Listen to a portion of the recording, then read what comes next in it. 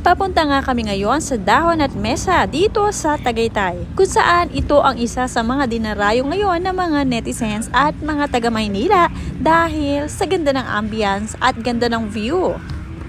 Talaga namang masasabi na halatang dinarayo talaga dahil nasa entrance pa lang ay punuan na ang mga sasakyan.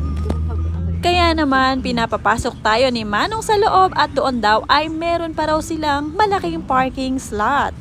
Nakilala ang Dahon at Mesa dahil na rin sa mga iba't ibang vlogger na talagang dumarayo dito para i-vlog ang kanilang place at ang masasarap na pagkain. Harap na harap ito ng Taal Volcano, kaya naman talagang isa sa mga talagang minimithi ang pagpunta rito. Katapos na sila.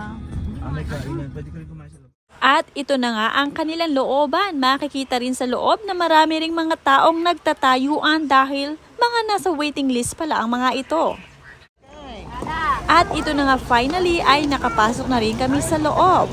Halika't tingnan naman natin ang view sa nasabing restaurant na Dahon at Mesa. At ito na nga ang sinasabi nilang breathtaking na place na kung saan ay harap na harap talaga nila ang Taal Volcano. At umuusok-usok pa nga nang magpunta kami at hindi rin nagtagal ay naglindol pa nga kaya naman nagtakutan ng mga tao at ang iba ay nag-alisan na rin. Maganda talaga ang view at talaga namang totoo naman na nakaharap sa kanila ang Taal Volcano. Pero mas maganda ito kung hindi crowded ang place.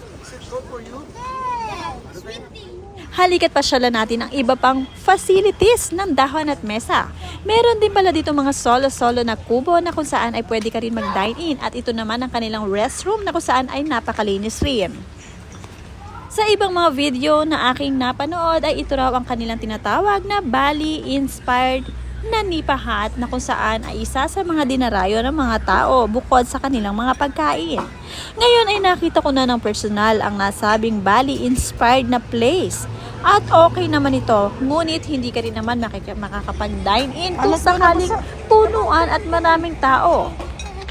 Dahil nga weekend ay punuan ang kanilang place, kaya naman hindi kami nakakuha ng isang nipa hut at doon kami kumain sa mismong harapan ng Taal Lake. Ito ang likuran ng kanilang restaurant na kung saan ay totoong marami pa talagang parking slot dito at napakaluwang ng kanilang parking area. Sa pagkain naman ay hindi ko na nakuha na ng buo ang aming mga in-order dahil sa gutom na rin at tagal ng aming paghihintay. Wala naman ako masabi sa pagkain dahil nasarapan naman ako dito. Ngunit ang pinaka napupuna ko lamang dito ay ang paghihintay ng matagal at very crowded ang place.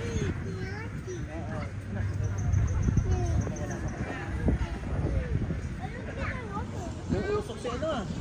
Usok si Tala. It's cold ka dyan. It's cold. Cold for me. Is it cold for you? Yeah. Sweetie.